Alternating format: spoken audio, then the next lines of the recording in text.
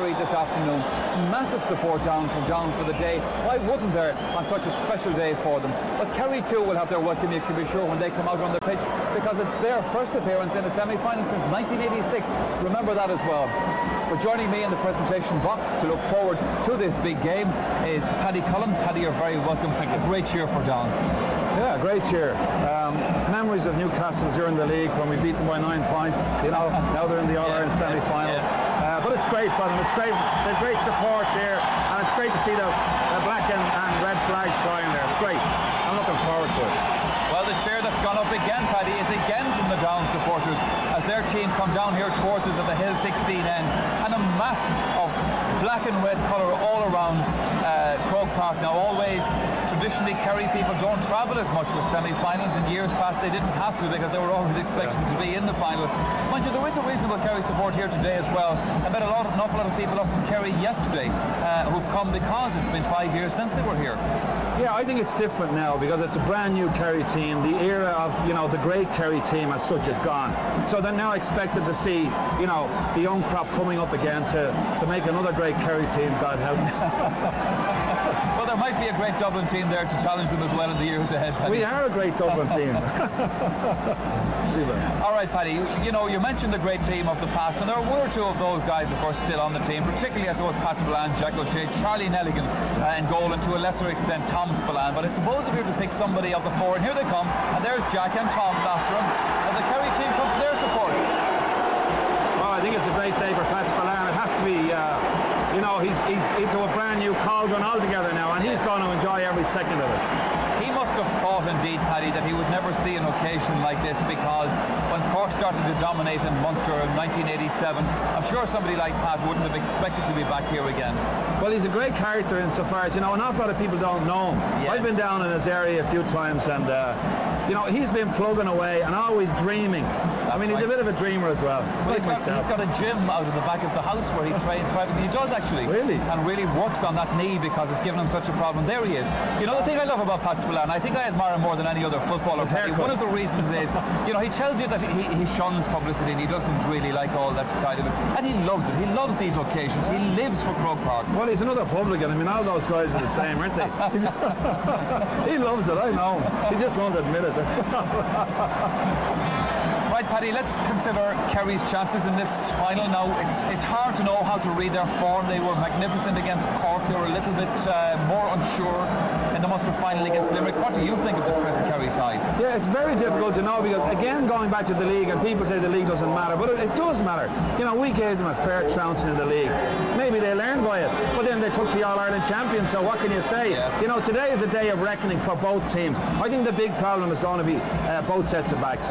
Both sets of forwards are very good, so it'll be really resting on forwards, and we'll see how the backs are going to go. Yeah, Kerry have Tom Spillane, of course, now back in the side again, back at full back. A player of his calibre must mean enough for that. Absolutely, yeah, and the experience of it, and the coolness under pressure, because they did have a problem there, with all due respects, but I think he's going to make a big difference, a settling effect on their back line. How the down backs are going to fare, I don't know.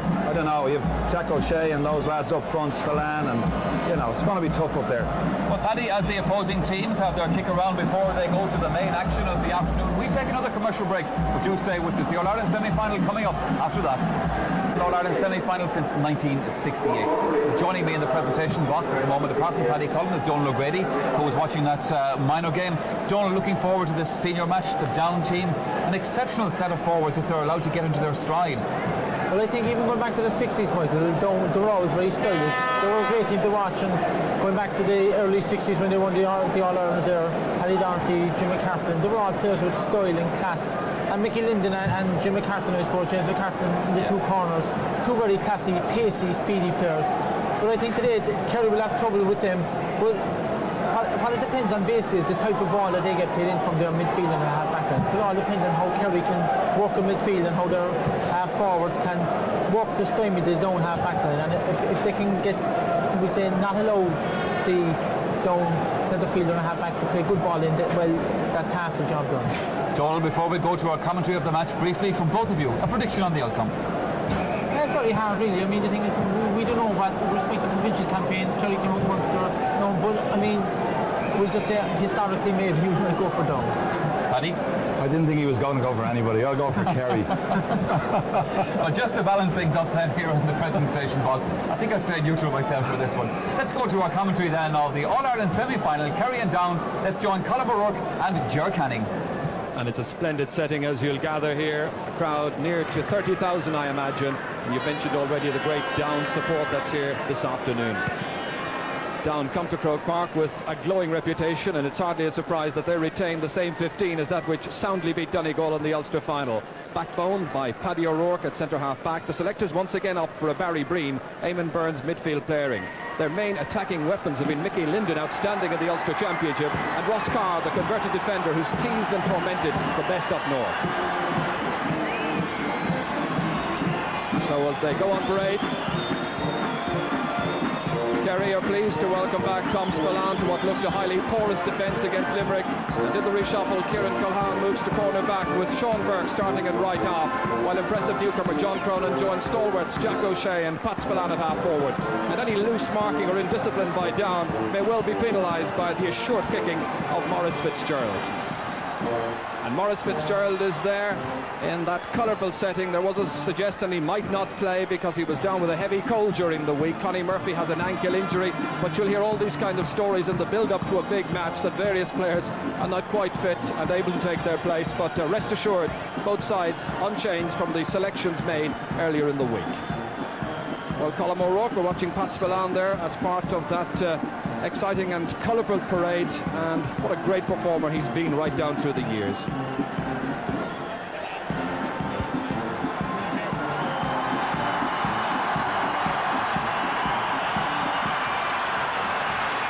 Pat Spillane, I would consider the best forward in Gaelic football over the last 15 years, and it's great to see him back in Croke Park again. And of course it gives great heart to a young fella like me to see somebody like him playing in the semi-final. It's two ex-teenagers, Colm O'Rourke and Pat Spillane.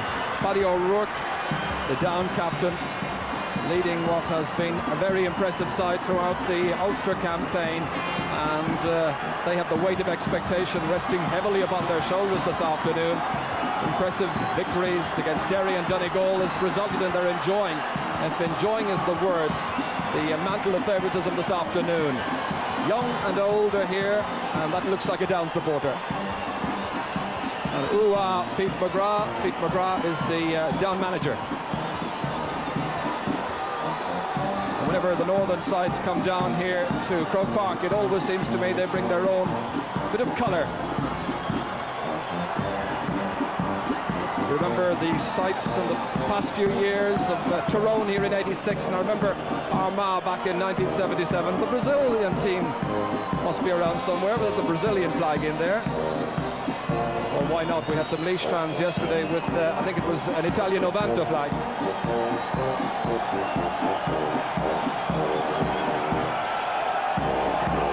Just to remind you that there is more than one team in this match. Kerry, of course, back in the All-Ireland series for the first time since 1986. Impressive winners against Cork in Killarney, but showing just a pale shadow of that form against Limerick in the Munster final. I think that is a tribute, at least in part, to a very impressive performance by Limerick.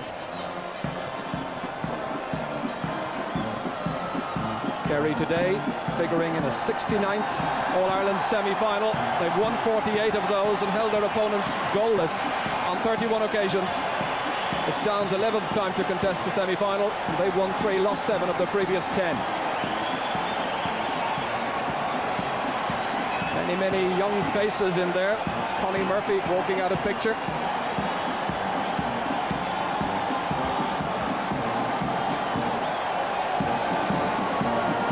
They must be among the most enthusiastic fans we've had here for a semi-final for many, many years.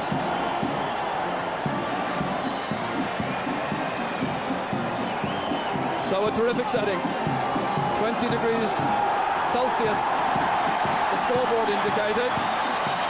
It'll be a lot hotter once this match gets underway, and that left knee of Pat Spillane hoping to stand the test of time.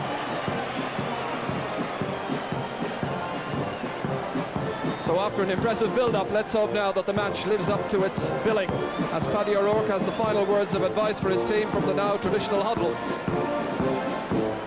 Paddy O'Rourke will lead the karaoke singing, I'm sure, as Charlie Nelligan makes his way back. Ambrose O'Donovan there is facing us. I'm sure Jack O'Shea will have a word or two. That's Mickey Linden, who was voted man of the series by viewers of the BBC programme The Championship, following a terrific Ulster campaign.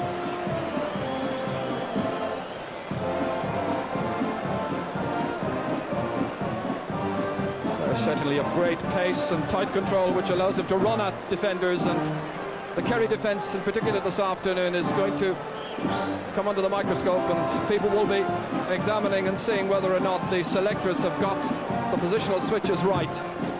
How will Tom Spillane play against Peter Whitnell this afternoon?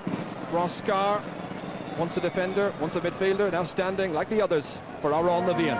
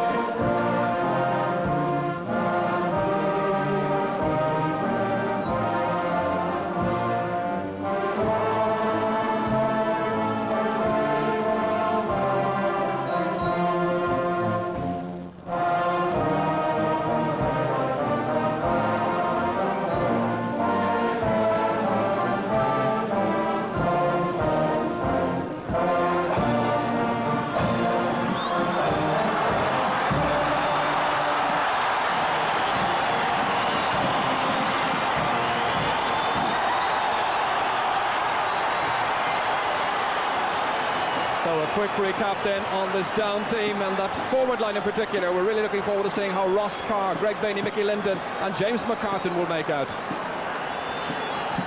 And Kerry there, maybe thinking about a switch or two, because I noticed that Connie Murphy has gone in corner back straight away on Mickey Linden, and Sean Burke has gone centre half back.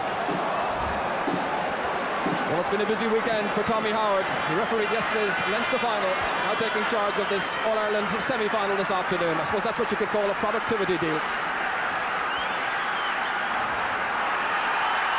So Kerry makes some switches in defence. Tell you a little bit more about them in a moment, as Down win themselves the first free, and Barry Breen the one who'll take it, chipping it forward. Tom Spillane racing forward with Peter Whitnell. Whitnell have played here a couple of years ago in the London colours in a junior final against Meath. Pitched away. And fed on from James McCartan to Peter Whitnell. Taken to ground, however. And Stephen Stack wonders why the free was given. Should have been pretty obvious. Bad mistake by Tom Spillane. Should have kicked that sideline ball long, especially as he had the wind with him, but put his own man under pressure and gives an easy point to settle down at the start. So this then to settle the down team. Ross Carr will be the free taker. He'll take most of the frees from the right hand side, kicking them with the left boot, and Gary Mason will do the opposite on the other side.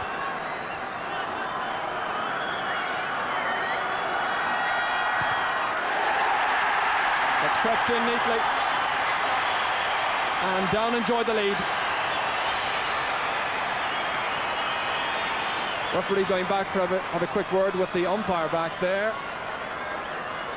Something he may have spotted, and he's racing across now to have a word with maybe Kieran Culhane.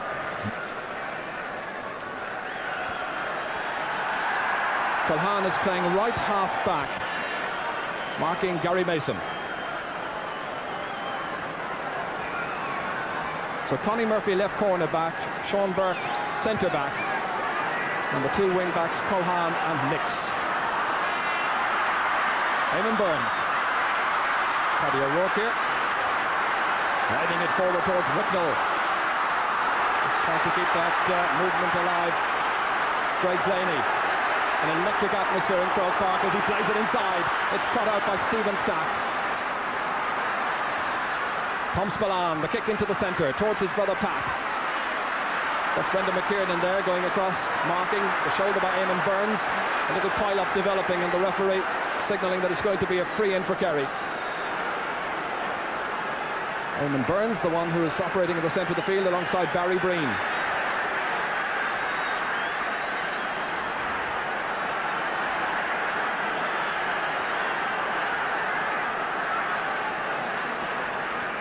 Kieran Culhane operating at right half, the free taker.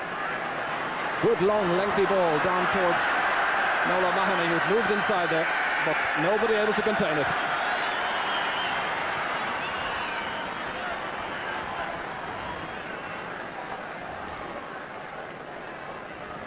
Kerry have obviously decided that Mickey Linden is the danger man, because putting back Connie Murphy is robbing the centre of one of their best players from the Munster final. It's a position that Connie Murphy has played in before. I think in fact he won an all-star playing in that position. As Nix plays it down, Conor Deegan, the fullback, cutting it out ahead there of Maurice Fitzgerald. Fitzgerald, a highly valued member of this Kerry team. They'll surely need his kicking strength. Burns against Jack O'Shea. Fed forward to DJ Kane. And the race across there by Gary Mason and Kieran Culhane. Taken to the unmarked Pat Spillane. Belting it highly and hopefully, but outside and wide. The second wide in for Kerry. There's a rapidly taken sideline ball down to Pat Spillane. And from these positions in the past, Pat Spillane invariably kicked points, but he hasn't been scoring as much in this year's championship as before, and he puts it outside the right-hand post. Jack O'Shea has moved in from left half forward in towards the midfield. Blaney to Mason. Down looking for another score. On to Mickey Linden. He's got great pace. Carrying it right into the heart of the Kerry defence. A little chip, however, it's outside and wide. That was a very well-created move by Mickey Linden. He really had the beating of the Kerry defence. Yes, and we see the reason why they put Connie Murphy out on him, but he slipped Connie Murphy very easily, and he should have stuck it over the bar, but I think it was Tom Spillane coming out fast and put him off. So Charlie Nelligan's kick out towards Nola Mahoney in the middle. Collected well. Fed onto his partner, Ambrose O'Donovan. He was looking outside him towards Morgan Nix, but that's James McCartan nipping in there. On towards the middle of the centre, and that's Blaney. Oh, it's come off the crossbar. From a great pass from Mickey Linden to Greg Blaney. A terrific shot by Greg Blaney. Down are putting a lot of pressure on the Kerry backs, and Ambrose O'Donovan gets caught in possession. When Greg Blaney gets inside the challenge of Tom Spillane, he had another man inside with him, and should have put it away from that distance, and very fortunate let off for Kerry. So just 1 point on the scoreboard so far, that from a free by Ross Carr. 6 minutes gone. Pat Spillane feeding it on there. Well, with Timmy Fleming, this is Pat Spillane. Trying to go around the man in the corner there, Paul Higgins. Holding it up well. Par Dennehy. Back to Jack O'Shea. Gathered brilliantly by the goalkeeper Neil Collins. Super catch. Greg Blaney once again taking up a very intelligent position. McKiernan. Cut out here by Tom Spillane, but they're applying the pressure early and on after on the Kerry backs. Linden again, trying to make amends for the one that went off the post a little while ago.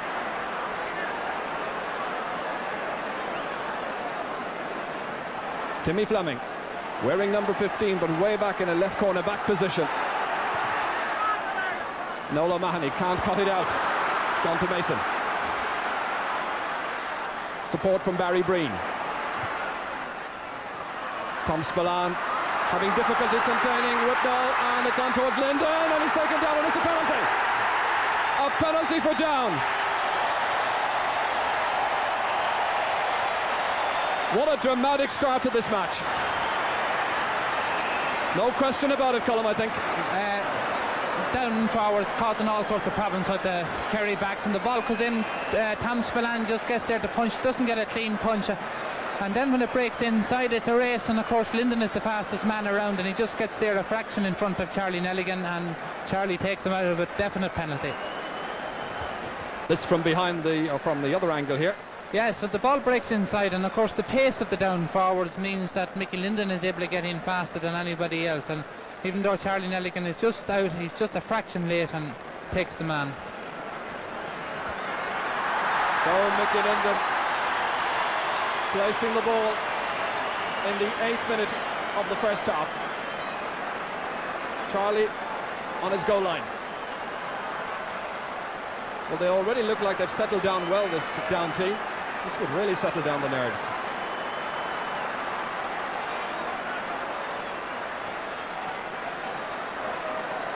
Referee just getting everybody back the requisite distance. Linden keeping his concentration, continuing to look at the goal. He's put it wide. Mickey Linden and Charlie Nelligan smiles. A release of tension, certainly.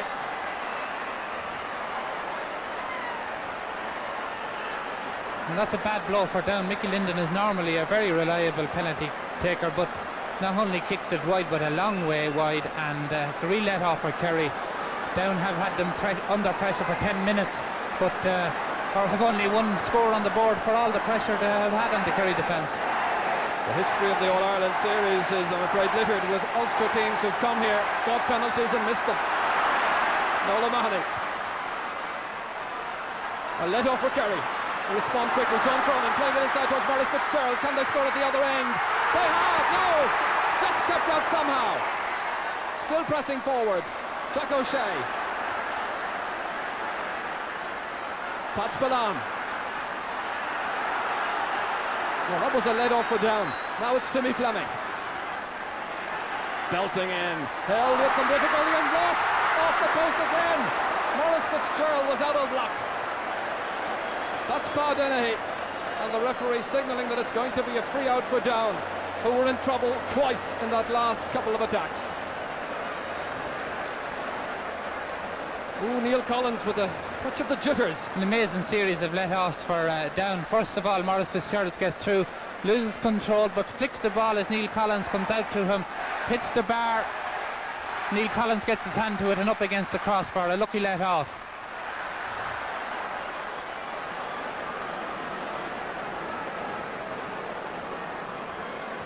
Gary Mason kicking from the sideline.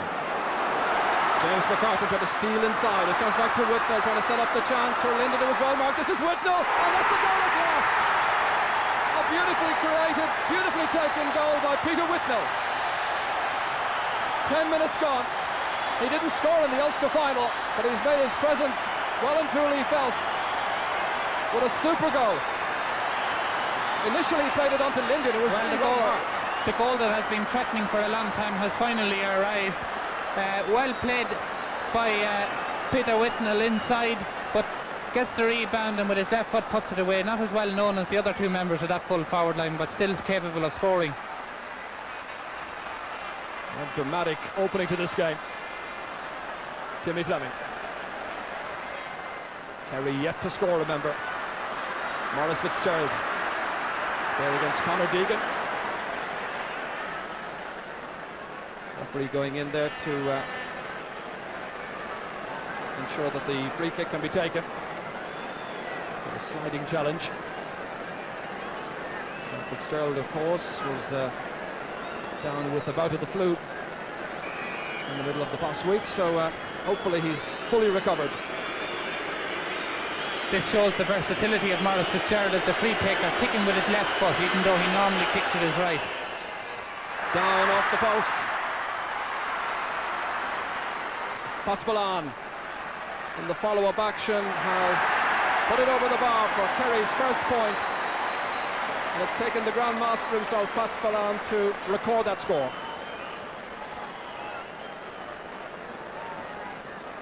Well, these spectators have seen the wood and the woodwork at both ends, crossbar and post struck so far. 6'2" tall, Neil Collins. Jack O'Shea touching it down towards Timmy Fleming.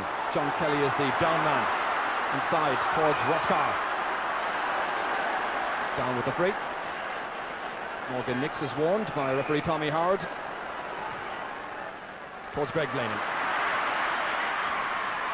Just looking up to see what the options are. One of them is Mickey Linden pulling away to the right. Burns has come racing through on his inside. This is Eamon Burns against the other midfielder, Nola Mahoney. Right on the end line to Whitnell, looking for goal number 2. Closed down. And finally it's easy for Charlie Nelligan to pick it up. Sean Burke. Well, that Kerry defence was well and truly tested against Limerick, and it's been tested again this afternoon. A good down forward line. Ross Carr taking the free very quickly. Cross to DJ Kane, who's moved up from left half. Pumping it in, but putting it wide. Down with 2 wides, Kerry with 3. Of course, Kerry are playing with a significant wind advantage at the moment, so if Down can keep this pace up to half-time, they'd be happy enough to be in front playing against the wind. Seems to me the breeze is about the same as it was yesterday, Colin, for that Leinster final. Yes, and it's always a bigger advantage close to the railway goal.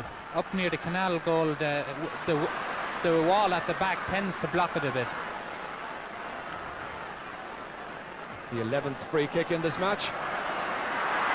Conor Deegan. Up to Paddy O'Rourke. Unmarked, so a chance to make a bit of headway. Linden freely moving away from the corner to Greg Blaney. Challenged by Burke. The foul resulting in a down free kick.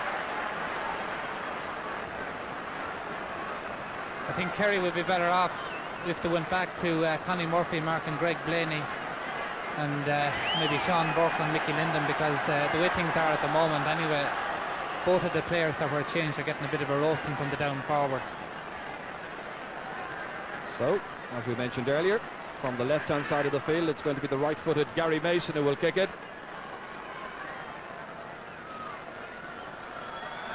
Down leading by 3 points already. Once again an attack of the jitters. It just looks a little bit nervous early on. Kerry leaving just 2 men in their full forward line at the moment. Maurice Fitzgerald has been brought out to a right half forward position.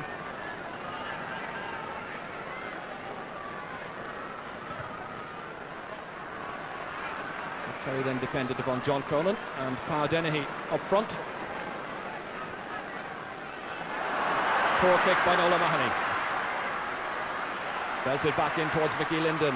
There against Connie Murphy. Backup support coming from James McCartan if he wants to use it. To his right. Still Linden getting free. Chance for a score. And he's kicked a very nice one. First point of the match then for Mickey Linden.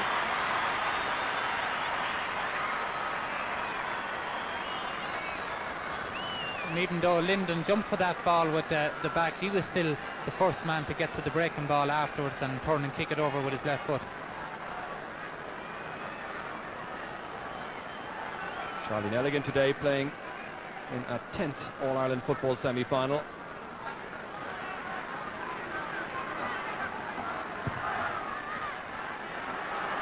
Gary Mason claiming that one.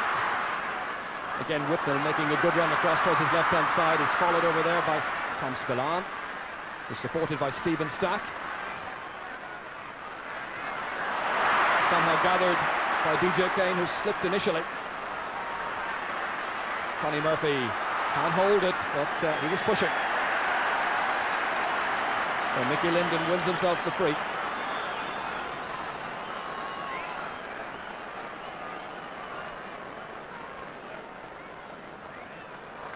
But so many down teams have come to Croke Park for the semi-final, and Ulster teams generally with big reputations, great expectations as well on them, but this afternoon Down justifying that degree of favouritism so far. We've only got 17 minutes of play. Ross Carr kicked the first point of the match. This about 22 metres out.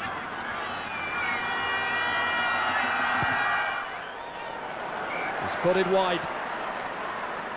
Remember, he kicked 9 points in the replay of the Ulster semi-final against Derry.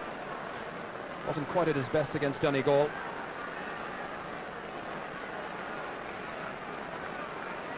And the switch that Colin O'Rourke was talking about, I think, is being effective, because Connie Murphy is being brought back to the half line And he's now gone out to mark Gary Mason. And they've moved Kieran Culhane back. And Vicky O'Sullivan is told, off you go, by Tommy Howard. So the smiling Charlie Nelligan. Watching his defence being restructured somewhat to meet the down challenge. Jack O'Shea racing for it with DJ Kane. Quick look up to see what's on. Todd Denny had moved out for it. Pressure being applied by Timmy Fleming all the way on Paddy O'Rourke. Needing assistance. Ooh. And that's gone wide. But it's going to be a free in because the referee had noted the push on the Kerry attacker. Just as Paddy O'Rourke was in need of some support. Well, Timmy Fleming does a good job in putting Paddy O'Rourke under pressure there. And when the ball comes out, I don't know what the free is for, because it does appear as if the ball was picked off the ground. Maurice Fitzgerald, and they reach for the white flag for his first point of the afternoon. The first of what they hope will be many. So a goal separating the teams.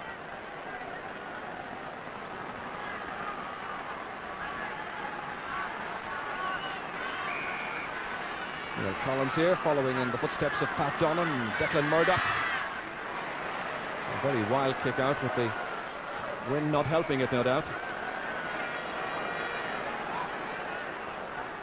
At the other end, that's the new pairing now, Kieran Culhane against Mickey Linden. Chest tie it's taken there by Maurice Fitzgerald, distributed nicely to Ambrose O'Donovan. Watched all the way in there by Pa Dennehy and John Cronin. Cronin against O'Rourke. Number 4 there is Paul Higgins. Dennehy, who was man of the match against Cork in the Munster semi-final, winning Kerry the free. DJ Kane explaining that it was, from his point of view, a legitimate shoulder. That was a giant-sized heart, the manager says, Vicky Sullivan. So Maurice Fitzgerald once again under the watchful gaze there of Pete McGrath, the down manager. Some jeering, as you'll gather, in the background from down supporters. And it doesn't seem to put Maurice Fitzgerald off his concentration. Very assured kicking, and a second point for Maurice Fitzgerald just to peg back that gap, and it's now nearly a 2-point difference. Yes, and again, that unique skill that Maurice Fitzgerald has of being able to kick frees with both feet.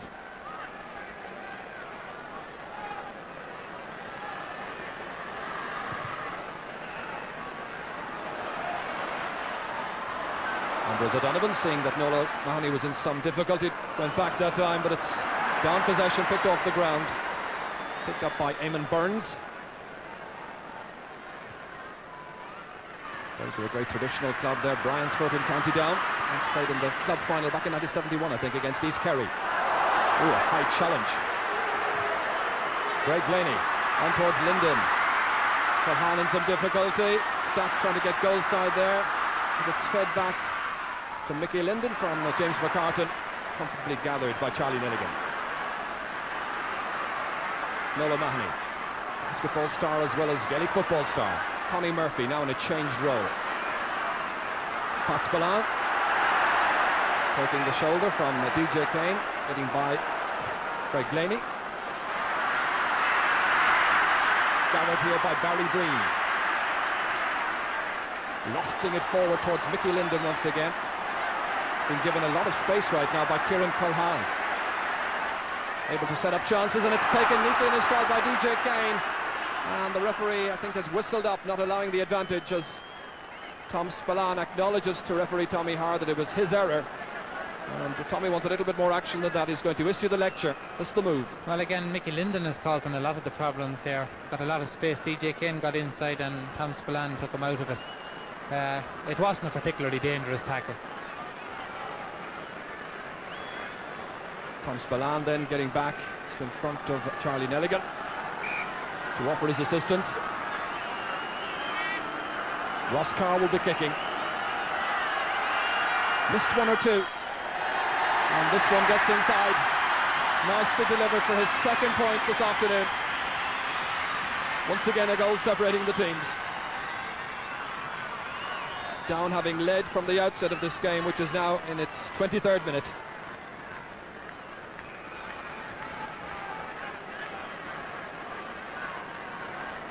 A switch that Kerry regularly make in the Championship. Jack O'Shea has gone in full forward and Maurice Fitzgerald's come out. It's a move they regularly make for 5 or 6 minutes, often with great profit. Gary Mason against John Cronin. Looking it forward nicely, delivered from James McCartan on towards Eamon Burns.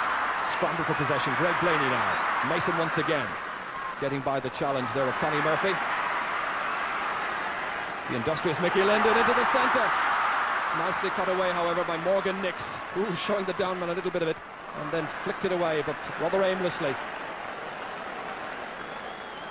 Looked very assured that time, Morgan Nix. No great accuracy in the final delivery.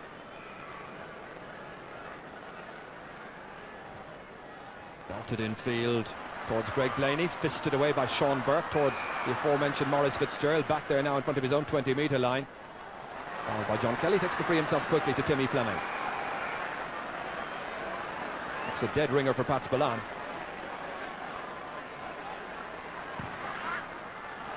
Jack O'Shea. He's intending to feed that one back, I think, for Maurice Fitzgerald, but opting to hold on instead. See what comes of it. What comes of it is going to be a down free for overcarrying. Disappointed look on the face of Jack O'Shea, experienced campaigner. Player has achieved so much through an illustrious career. Conor Deegan, the free taker, towards Mickey Linden. He's very much the target. They favour his corner at all times, if at all possible. Burke put under pressure successfully. And it's going to be possession back with the Ulster champions, who are leading the Munster champions by double scores at the moment, 1-3 to 3 points.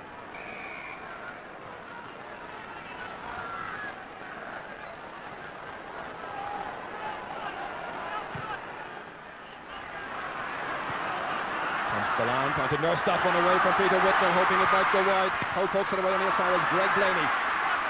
Once again trying to look up and play it to a colleague inside as he continues his run.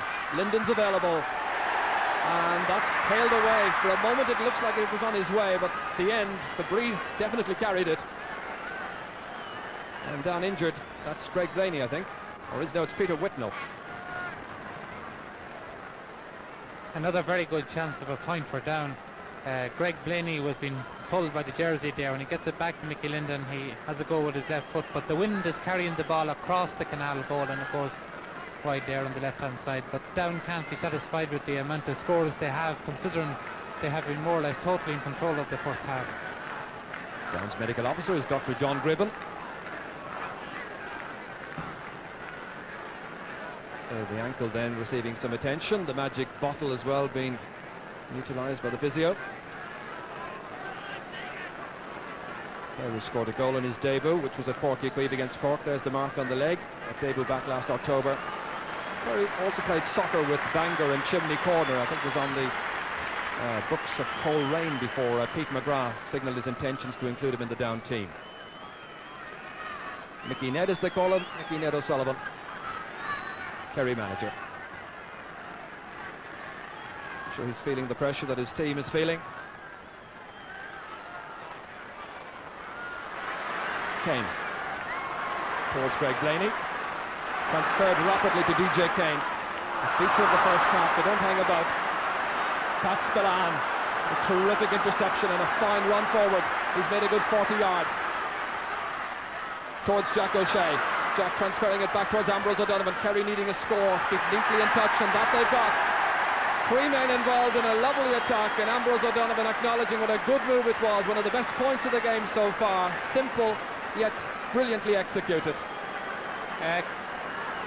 Down overdoing the short passing a little bit, but it was an absolutely brilliant interception by Pat Spillane, and a great ball into Jack O'Shea, who was standing behind his man first and then came for the short ball, give it back to Ambrose O'Donovan, and an easy point, a great point for Kerry to get. It means there are just 2 points between the teams.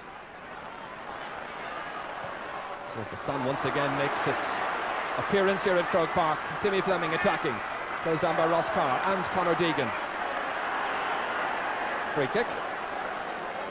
for the foul by Deegan, and it'll be Maurice Fitzgerald who will take the free. So a chance now to show his versatility with the right boot.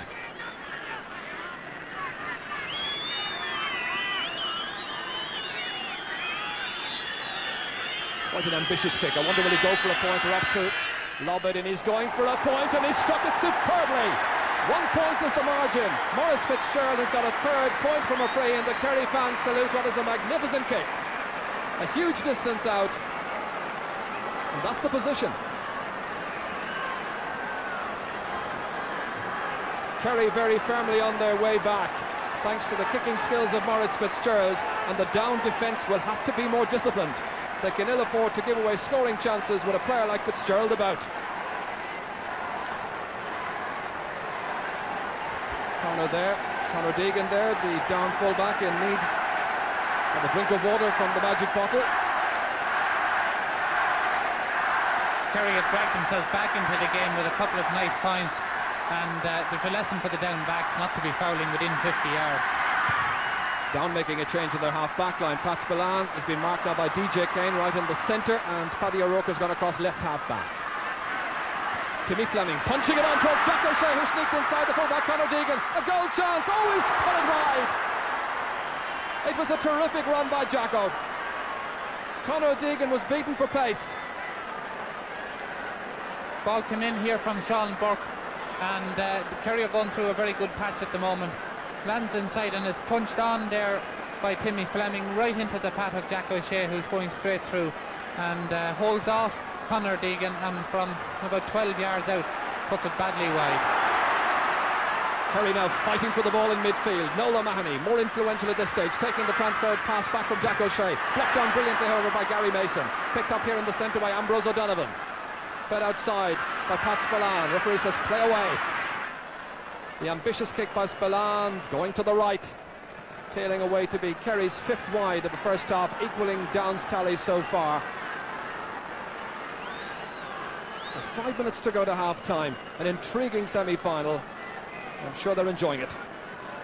Kerry going through a period of dominance at the moment. For a while there around the middle of the field, you think Down had an extra man. Now it's Kerry's turn to seem to have men everywhere. Barry Breen has that one fisted away by Noel O'Mahony. Kerry opting to fist the ball down in midfield, and they're good at picking up the loose play as it comes back now. Oh, challenge there, a hefty challenge indeed on Timmy Fleming. John Cronin wanted to take it quickly. Fleming certainly felt the effects of that hefty challenge. Member of last year's all-conquering Kerry under-21 team. So Maurice Fitzgerald has this chance to put the teams level.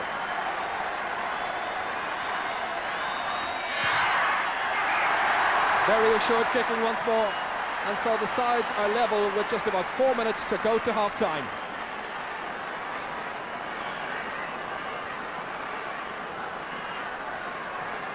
Down, who looked superior in the first 15 minutes, have now largely surrendered possession in midfield.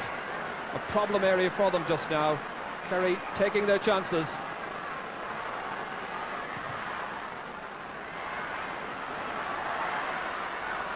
Fisted away again by Noel O'Mahony in midfield.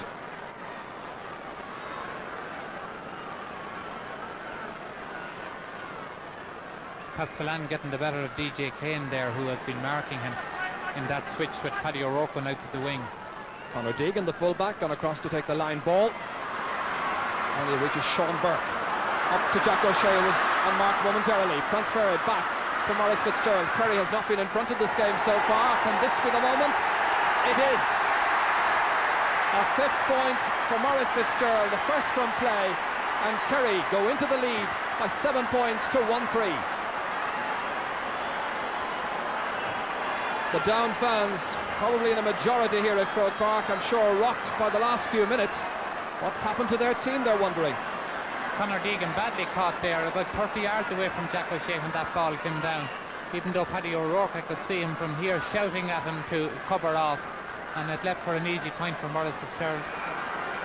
The referee at the other end of the field consulted his two umpires, and going across now with the notebook to take the name of Kieran Culhane. So the Ballylongford player becomes the first man to be booked in what's been a very entertaining contest so far. The referee here used his umpires well yesterday. And Mickey Linden is also going to have his name included in the little black book. I would assume it's a little black book. So 2 names taken, and play can continue with a kick out from the opposite end.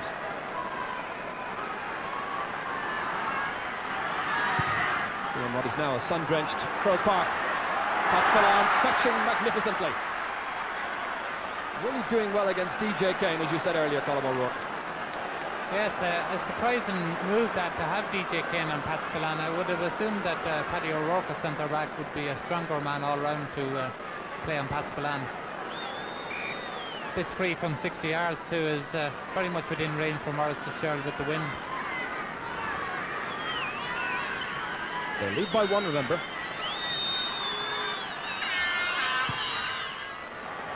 Has it got the distance? It had the distance, but not quite the range.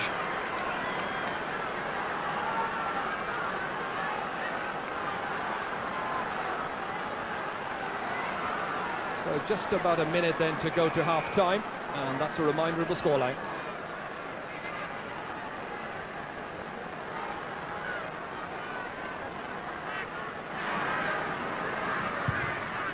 Down, I'd imagine, would be hoping now to stay as close as possible. Just 1 point between them would probably suit them with the breeze at their backs for the second half.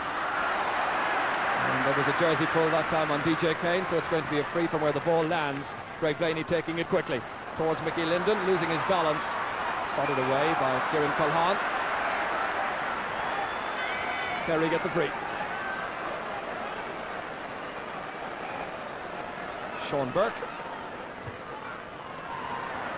towards Jack O'Shea. Well, he was being held, the referee decides. Jack O'Shea now being marked by Conor Deegan. Carl Dennehy thought that he might be in with an opening that time. Paddy O'Rourke telling everybody just to cool it down.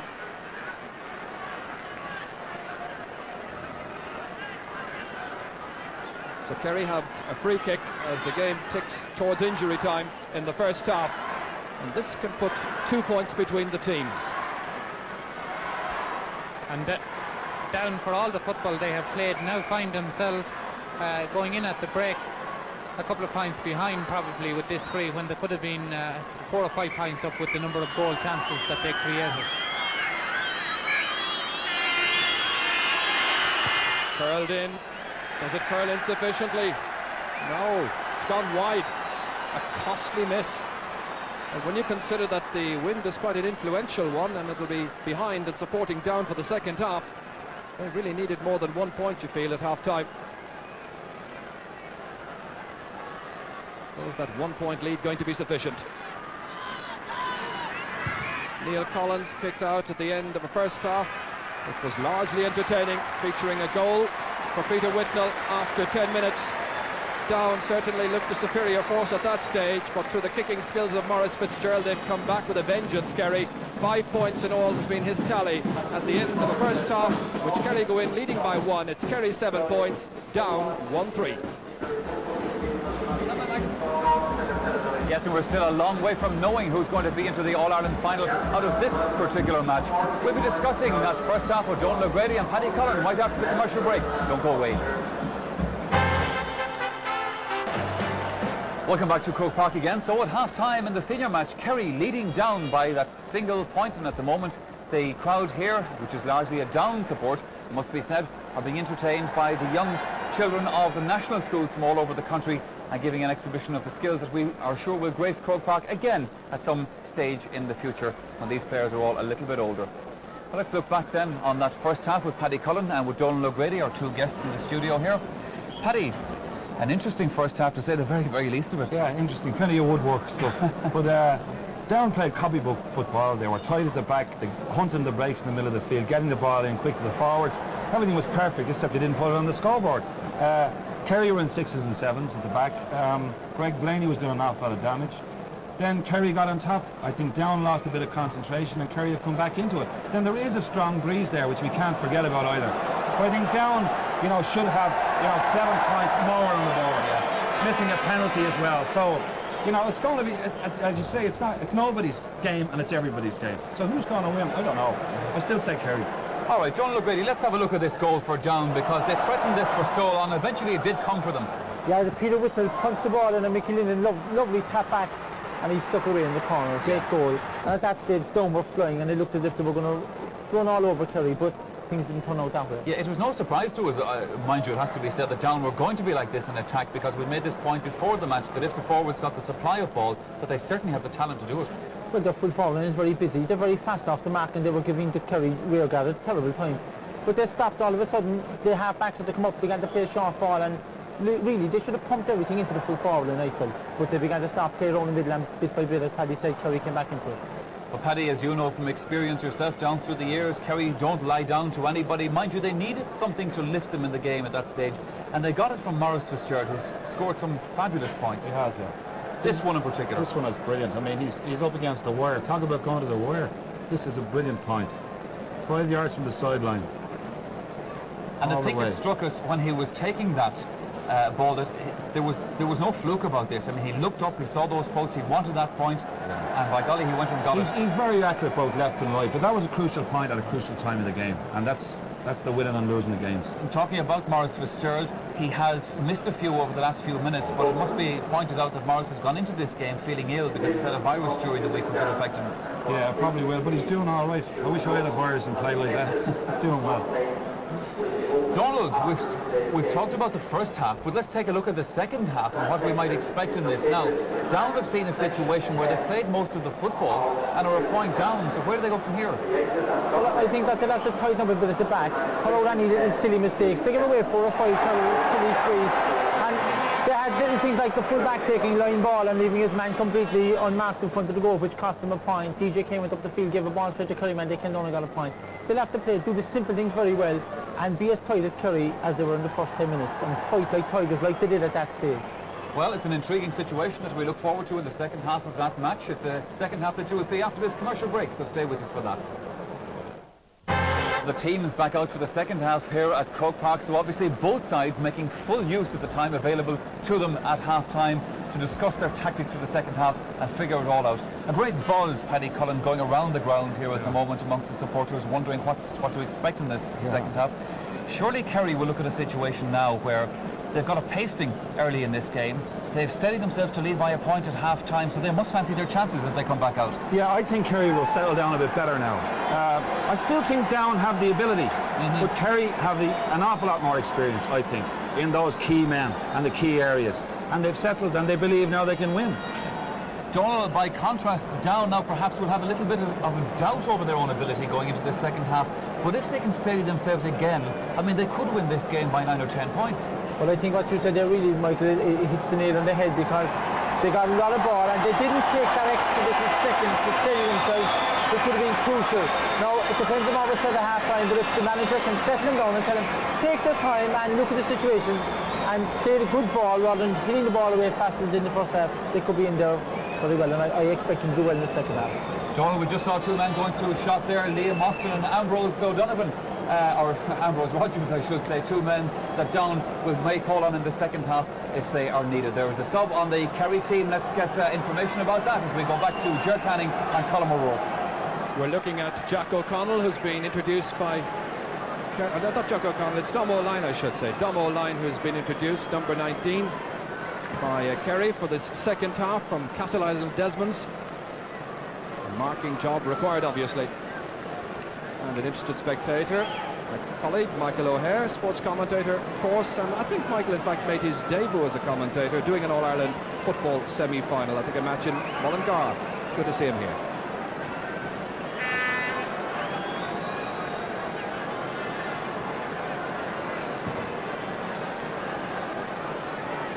Reminder then of the score at the start of the second half. Kerry 7 points, Down 1-3.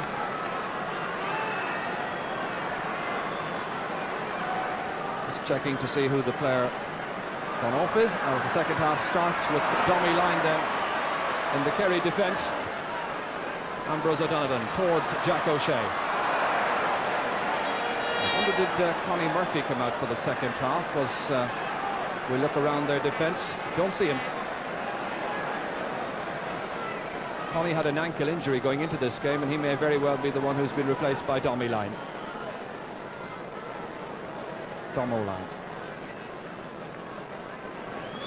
So it's Maurice Fitzgerald.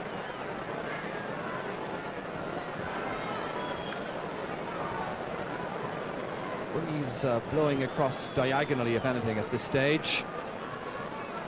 From right to left as he faces up to the kick. Not quite allowing for that breeze, it seems. So Kerry's 8th wide in all.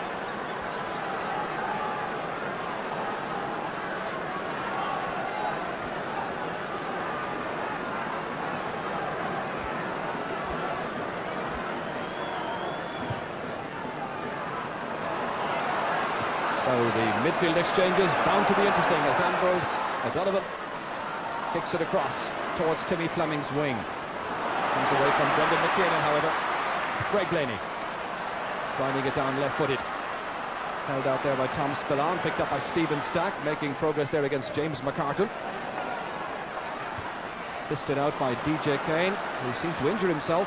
This was reaching over the head of Pat Spillane that time. Now Barry Breen. A probing ball inside towards Mickey Linden. It's fisted away from Mickey Linden, and it's gone out for the first 45 of the match for Down. And Kieran Culhane doesn't look the fittest of players just at the moment.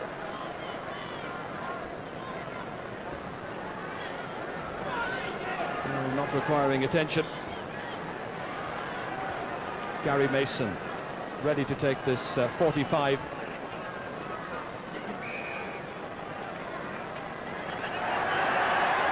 James McCartan just doing a little bit of pushing. I think he may have been pushed himself prior to that. Stephen Stack was the player he was having the little word with.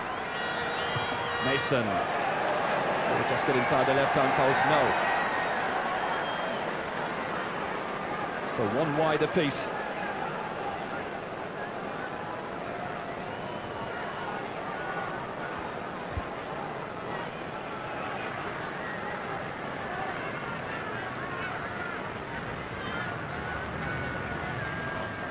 Attention, by the way, at the moment has been given to DJ Kane right in the middle of the field. He really felt that shoulder after he reached in over Pat Spillane to punch one of the last Kerry attacks away. Pete McGrath with a concerned look at his face. DJ Kane, who's a PE teacher in Lagan College, what I'm told is the first officially integrated college in Northern Ireland. So the Down fans then giving vent to their emotions, trying to cheer on their team to what they hope will be a place in this year's All-Ireland football final. Charlie Nelligan, what looks like being a very tight and highly competitive second half. Let's hope it's a great one. Mason. Down towards Mickey Linden, who's moved in from the right-hand side. Gathered, however. And Kieran Culhane ready to clear his lines, or perhaps he'll leave it for Charlie Nelligan to kick from the ground. Having to get to grips, of course, with the threat posed by Mickey Linden. Well, in Ulster down, of course, isolated their full forward line and put in a lot of long balls, which you should be able to do with the wind here. O'Mahony, securely taken. And misdirected with the left boot. John Kelly watched it all the way. McCartan just managing to touch it down to the in-rushing Greg Blaney.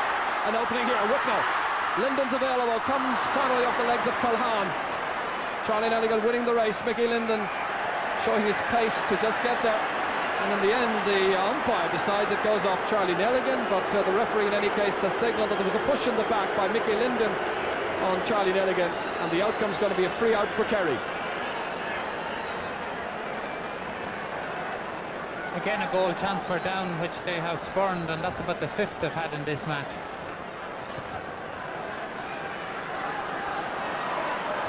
Fisted down by Barry Breen. Comes off the legs of Donald Ryan. McCartan against Stack. And he's a tenacious player. It runs on nicely for Whitnell, the goal scorer. Outside for Gary Mason. And after all that hard work, they finally produce a score. McCartan who set it up, Whitnell involved as well, and the final kick coming in from Mason. So the sides level once more. And James McCartan showing how dangerous he is, because when he gets running at a defence, it's very hard to stop. Peter Whitnell puts it out to Gary Mason and he taps it over. But the wind seems to have got quite a bit stronger at the interval, and the ball has now got dry, so it'll be much easier for forwards. They reached for possession. I think it was Lyon who prodded that one on, but only as far as DJ Kane, who's feeling a right leg just now. Meanwhile, James McCartan tried to get the measure of Pat Spillane. Well, would you believe, pulling his leg, or Tom Spillane. And Tom and James McCartan don't look the happiest. Hopefully Tommy Howard realising that a good talking will be quite sufficient. An all-star from last year when he really burst on the scene in exciting fashion. Down reached the league final last year, remember, against Meath. Pat Spillane held well by John Cronin, full-back on the Kerry minor team 12 months ago. Pat Spillane saw that one come off the legs of Barry Breen. It's a good decision. Linesman was well positioned.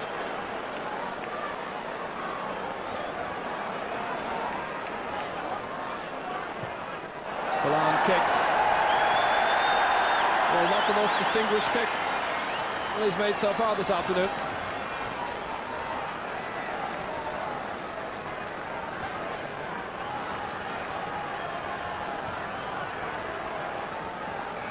Paul Higgins will kick it in towards Gary Mason. Nicely fetched back there, Burke. And Sean Burke wins the free for Kerry. Mason making no attempt to play it.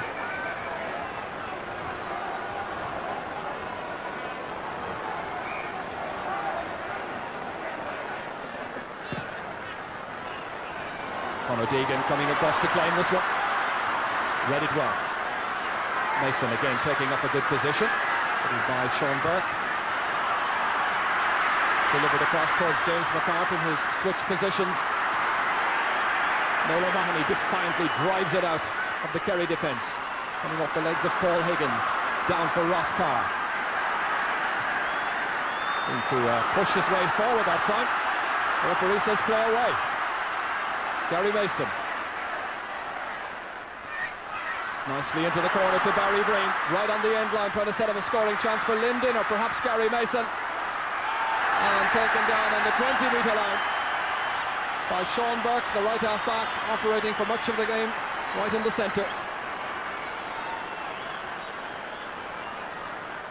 Had a spell in the Limerick game as a Kerry full back, and that was largely an unhappy afternoon for the Kerry rearguard.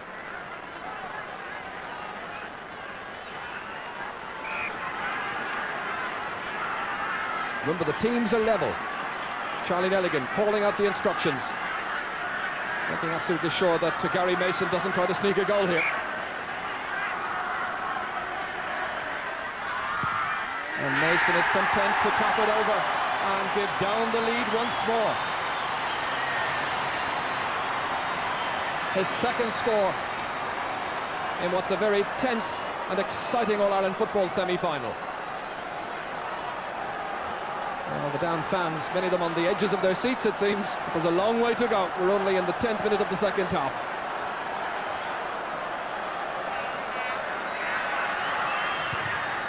It's been a long, long time since a team from Ulster managed to beat a team from either Munster or Leinster in the semi-final. And down to that this afternoon. Will Kerry get there once again? John Cronin. Dispossessed by Conor Deegan.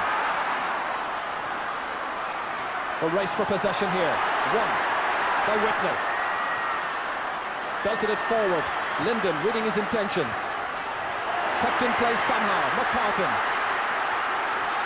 Whitnell's waiting inside. It's stopped, however, by Tom Spillane. Good shoulder coming in by Peter Whitnell. And the referee is going in. He doesn't see it as a good fair shoulder, because it may not have been shoulder to shoulder. It's going to be a free in, and Kerry need to bring in their trainer quickly to attend to the injured defender.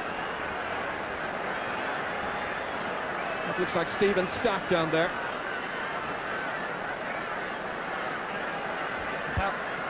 Well, the down defence are pulling the Kerry backs all over the place. When the ball comes in, Stephen Stack comes out and picks it up, and he's met with the shoulder by Peter Whitnell. It's fair enough, shoulder to shoulder, but the referee deems it to be a free out, even though he seemed to hit him properly.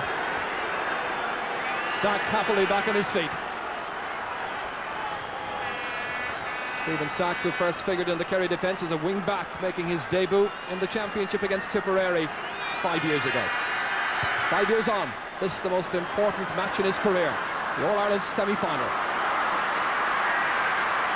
Taken by Brendan McKiernan in a match which is getting more and more physical as it develops. As Fitzgerald is moving out of the way as that free is taken. Reaching Mickey Linden. Kicking ambitiously. A bit wayward in his finishing.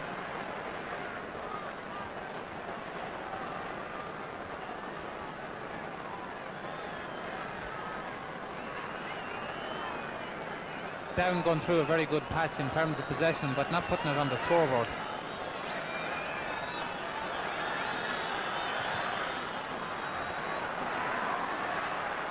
Down by Mason, pursued by Paddy O'Rourke. Won again by Greg Blaney. Oops. Referee just stepping in quickly. Making sure that nothing developed too much as James McCartan complains about that last challenge there on Greg Blaney. The referee is having the word with James McCartan himself. More or less saying that I'm the boss and I'll run the affairs here. He may well have given a free to Dunn, but he's not cancelled it. It's going to be a throw ball.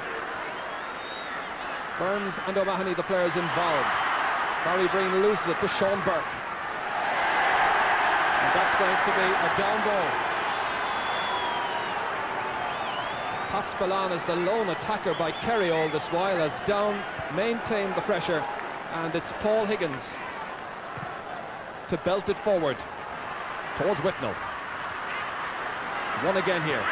Dom O'Line, the half-time substitute. O'Mahony. But tackled very late, and it's going to be a free from where the ball lands. The challenge there was by Ross Carr, I think.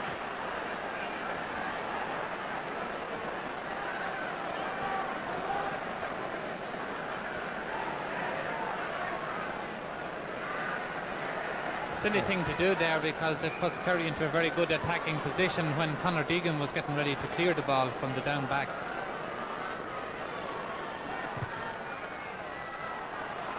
Meanwhile, it's being kicked into the centre, and yet another free kick results. Jimmy Fleming looking on, explaining it away as a perfectly legitimate tackle on his part. Referee not impressed. The free kick's now mounting up, and this is going to be free kick number 37. 14 for Down, 23 for Kerry. Brendan McKiernan plays with the Burren club that's enjoyed great success at club level during the last couple of years, in the 80s in particular, winning 2 All-Ireland club titles. Higgins with the free. Touchdown, Jack O'Shea getting onto it quickly. 45 metres out from his own goal. Not allowed the freedom. The Down players say, why should they allow him any latitude? Jack gratefully accepts the free kick. Belted towards John Cronin. Paddy O'Rourke now back in the full back line, it seems, on the left-hand side of that line. Burns sweeping it inside to Gary Mason, pursued by Sean Burke. Having to go back on his own 45-metre line, where he's challenged for possession by Maurice Fitzgerald unfairly. Rapidly takes the free to Kane. Positions meaning very, very little in terms of the old style of Gaelic football. Line. Good run forward towards Pat Spillane. Isolated up front, remember, and he's done well to make a fine catch against Conor Deegan. So a rare chance then for Kerry. Simply executed, and another point for Pat Spillane. They left just one man forward, marked by Deegan. He made a magnificent catch in front of an attendance of 40,166, and that's the position. With Down having so much pressure, they're likely to get caught with everybody pushing forward, and Pat Spillane being left isolated up there is fairly dangerous from a Down point of view. That's well fielded, but then dropped. And recovered again by Ambrose O'Donovan to Noel O'Mahony. What a terrific battle it's turned out to be in midfield. A rip-roaring semi-final. Tactically so interesting. But who's to get through? Sides level at the moment with 16 minutes gone in the second half. Line the free taker. Whipping it forward beyond Deegan again. Goes back, recovers. Showing his pace and tight control against John Cronin. Into the middle towards Breen, touched on. Anticipated well by Wicknell. Played forward towards Barry Breen again. Deciding to go for a point himself. It drops well short. I think he was in between two minds when he was launching that attack. He looked around to see was there anybody in support and then hit it, but hit it far too weakly. The initiative seized by Kerry again. O'Mahony. Dennehy beaten for it. Kane. Not held in play by Eamon Burns. Linesman perfectly positioned.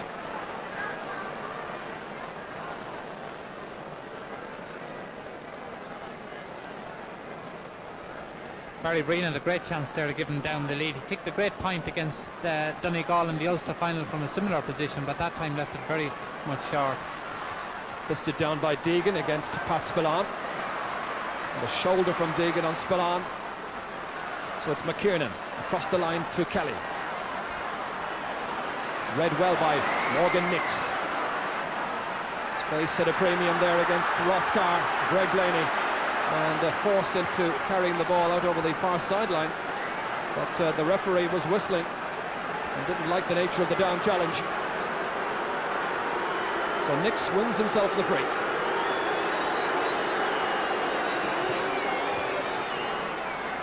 Belted towards Jack O'Shea, held by Paddy O'Rourke. There was some holding the referee saw on a Down defender.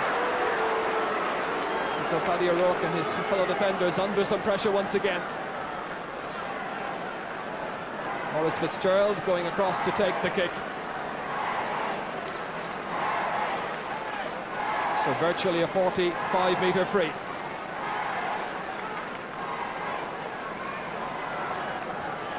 So midway through the second half, in a tight and tense football semi-final, can Fitzgerald give Kerry the advantage again? Held splendidly back there, lost, and put over the bar. Or is it? No, it's gone wide. It's gone wide. Pat Spillane somehow saw that one come down off the fingertips of the Down defender. Maurice Fitzgerald's free dropped short and was collected in there by Paul Higgins, who was robbed by Pat Spillane on the way out. But the referee had given a free out even before he kicked it wide. Ambrose O'Donovan. Ballooning it across on this near side, fisted on by Sean Burke towards Jack O'Shea. There's a fair bit of work to do to try and keep that ball in play.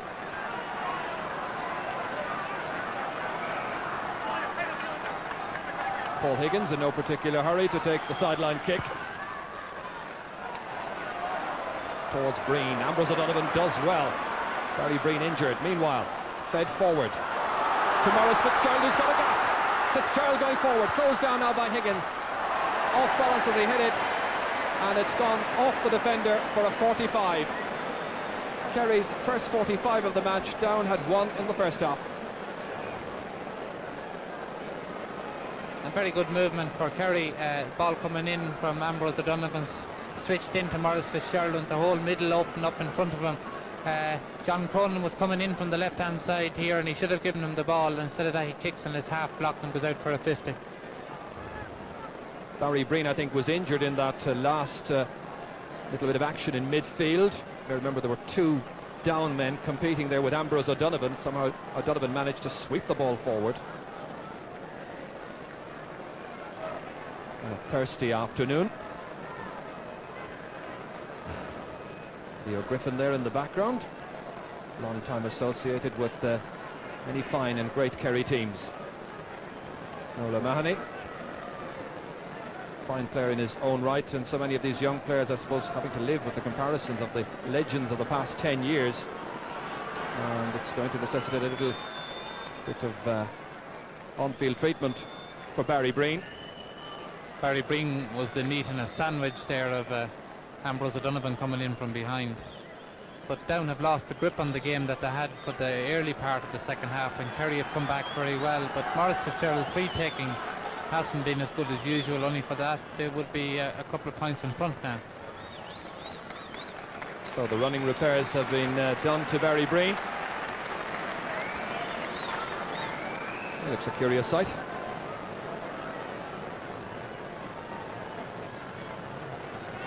So just under a quarter of an hour remaining. And Maurice Fitzgerald's come out to take this 45. 5 points was his tally at half-time. He hasn't managed to add to that so far. This is a very important kick.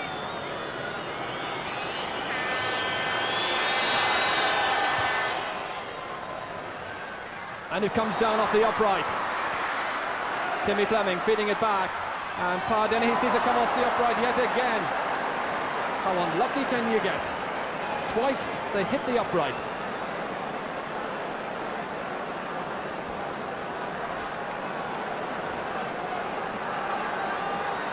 This must be about the 5th or 6th time that Kerry have hit the woodwork. Great kick by Maurice Fitzgerald.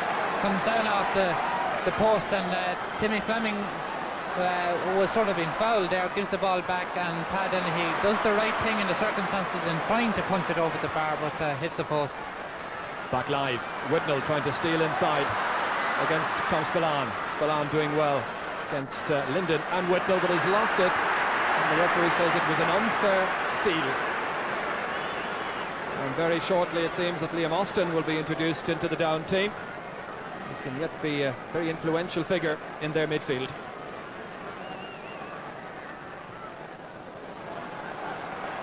The kick to the centre. Kelly keeping it away from Timmy Fleming. Denied possession by Maurice Fitzgerald, but the referee signals yet another free kick. We've had far too many free kicks really in the second half.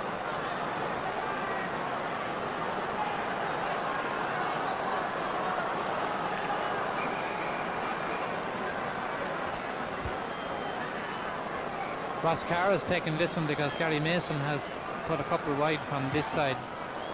We might as well go back to Gary Mason, it seems. Meanwhile, it's Greg Blaney settling on his left foot. Terrific tension, and this man, I'm sure, is listening in.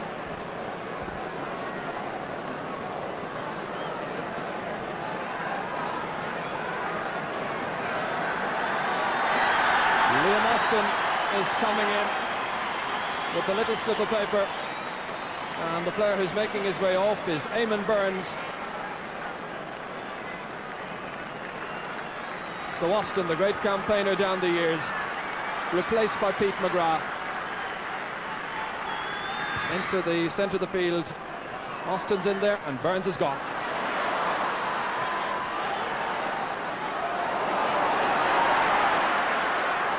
McKiernan taken securely by DJ Kane. It's hard tackling, as we said earlier. It really has got particularly physical in the second half.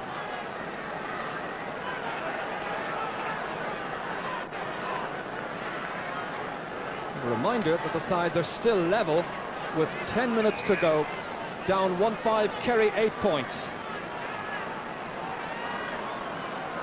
So under the shadow of the Hogan stand, it's Gary Mason who's won back the job of taking the frees from the left-hand side. Invitingly in, securely gathered by Tom Spillane, pumped it out in a race for possession, which James McCartan is over there against John Cronin. Stack fed forward to Ambrose O'Donovan. against Barry Breen. Touched away somehow by Mason. Recovered by Sean Burke. Nola Mahoney. Ambrose O'Donovan. Kerry looking for a lead point.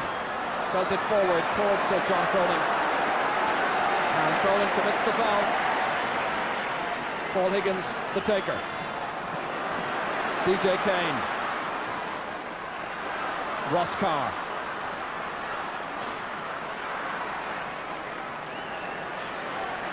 It's been quite a while now since we had that last point, that last one coming in from Pat Spillane for Kerry to level up the match. Now Jack O'Shea. Nola Mahoney. So a Kerry side with just 1 point to show for the second half so far, dispossessed by Barry Breen. The wounded hero. That was the 23rd free of the second half, and we've had 50 in all as Linden raids by Jack O'Shea. Kicking, and he's put it over the bar. Mickey Linden brings the stadium to life once again. The flags flying proudly up on Hill 16, down in the Hogan stand, across in the Cusack stand as well for Mickey Linden's fine kick. 1-6 to 8 points, down, go in front. Well, Kerry were on the attack there and had a chance of a point, but the ball is quickly transferred down to Linden, who is the one down forward that Kerry are not able to handle all day, and again off his left foot, which is his weaker foot, he kicks a great point to put down in front. Kerry making a change. David Farrell has come on in place of John Cronin in the attack. Farrell, who did well, I thought, in the opening match of Kerry's campaign against Clare in Munster, didn't play in the game against Cork. So now, Barry Breen, hoping that last score will give down the necessary injection as Whitnell is through in the clear. The shot, it's a goal! A second goal for Peter Whitnell. They were surely inspired by that last point by Mickey Linden. Neil Collins telling everybody to cool it down, we're not there yet, but that goal has given down a tremendous lead. 2-6 to 8 points, a lead of 4 points. What a great goal that was after 28 minutes of the second half.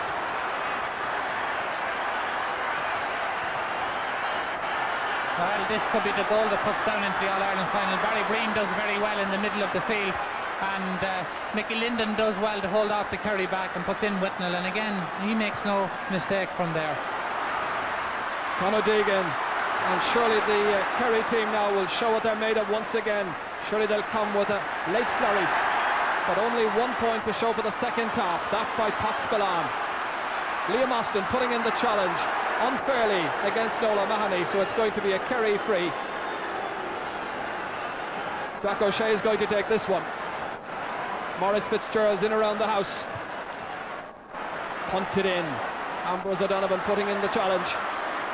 Over there against Paddy O'Rourke, the down captain. Is he to captain them on All-Ireland final day? Conor Deegan, back to O'Rourke. A player O'Rourke who made his debut in the down senior colours and championship level, playing in the 1978 All-Ireland semi-final against Dublin. Now it's Pat Spillane again. Pursued by James McCartan. Referee signals that it's going to be a Kerry free. Quickly taken by Spillane. Sean Burke had made the run, but he couldn't contain the pass. So a real backs to the wall situation for Pat Spillane and his colleagues. Against a wind which has dropped a little in the second half. It's Neil Collins and the down team who are listening to the fans now, singing in Croke Park, the cheering ringing in the down ears.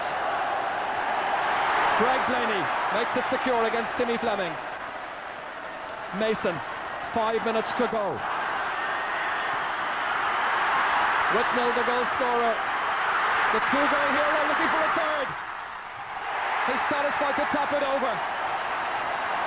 Peter Whitnell with 2 goals and a point now, a super display. Well, we talked about the Ross Carrs and the Greg Blaneys and the Mickey Lindens and the James McCartans in the build-up to this. We barely mentioned Peter Whitnell. Well, what a contribution he's made. 2-1 out of 2-7.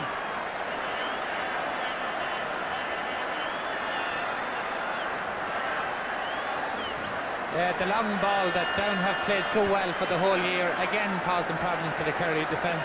Whitnell getting it under pressure, but gets up and breaks clear. And when he comes in, he could have gone for a goal, but wisely decides just to tap it over. And Charlie Nelligan, following through, catches him and gets injured in the process. Scenes reminiscent of the early 60s. Remember 1960 when they beat Kerry in the final. 1961 beat Kerry in the semi-final. Won the final against Offaly. 1968 won that final against Kerry as well. They have a 100% championship record against the Kingdom, and they're looking good right now. Peter Whitnell wants to go off, I think, signalling his intentions that sub should be brought on.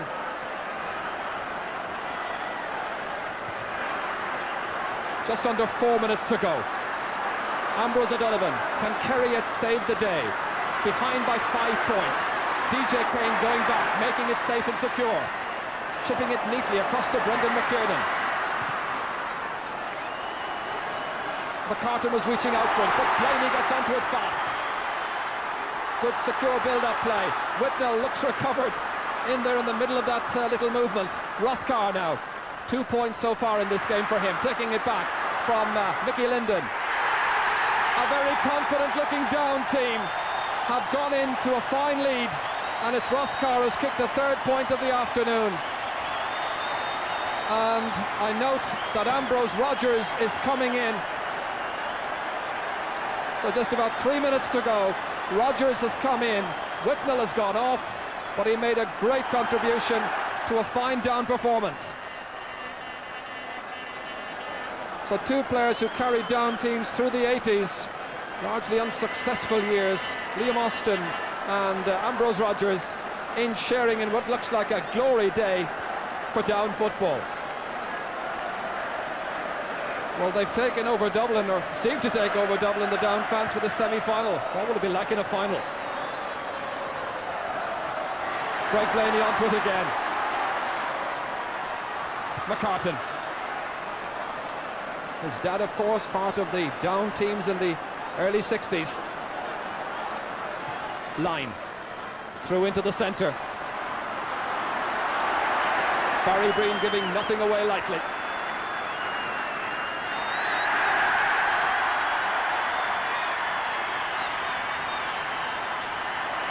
The referee just making sure that it stays nice and cool. There's only 2 minutes still to go. Frustration, I think, creeping in a little bit from a Kerry point of view.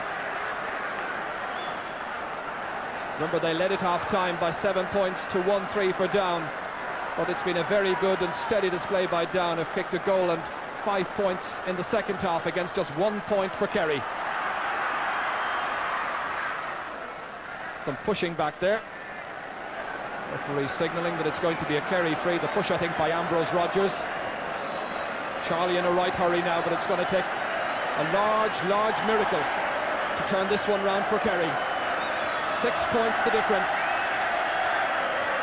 1 minute to go. For so many years, Munster teams and Leinster teams lorded it over the Ulster champions, but this Down team came here with fine credentials, under a little bit of pressure now, but they'll confidently soak it up, I'm sure, as James McCartan comes back to add the weight of numbers. Ambrose Rogers on towards Mickey Linden, looking for another score against Culhane, trying to dart inside, looking for support, and Culhane concedes the free kick, which will embellish surely a fine performance and a great afternoon for these Down fans.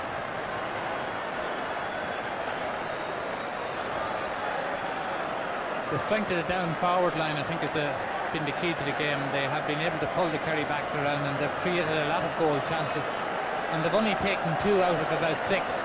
If they were a bit sharper, they could have had 3 or 4 goals.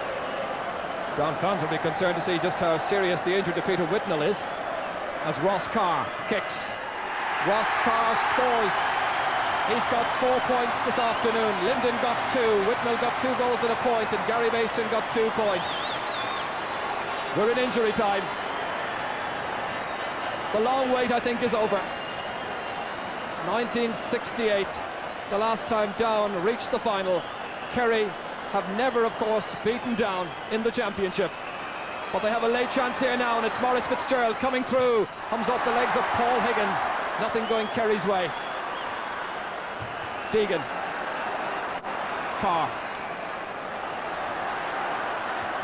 Liam Austin punting it down towards Ambrose Rogers. Away from the down man by Tom Spillane. It seems it's only a matter of time as Gary Mason kicks what may be a last gasp chance.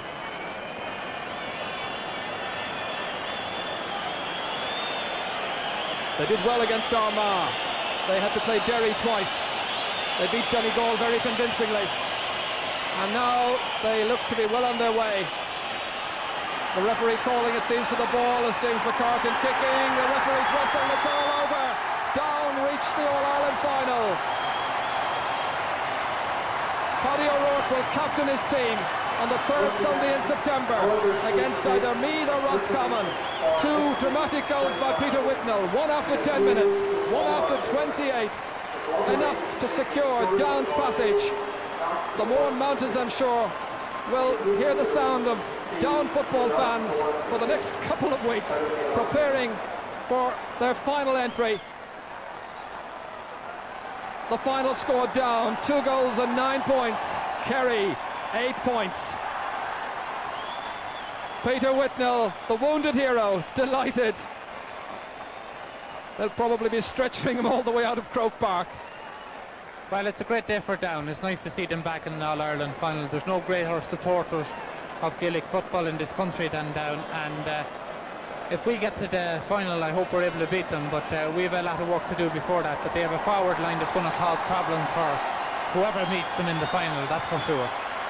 You wonder also, when you look at the Kerry team this afternoon, will we see people like Pat Spillane and Jack O'Shea in championship action once again?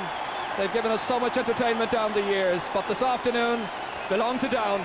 Ambrose Rogers, a substitute in the second half, played his part, but they all played their parts.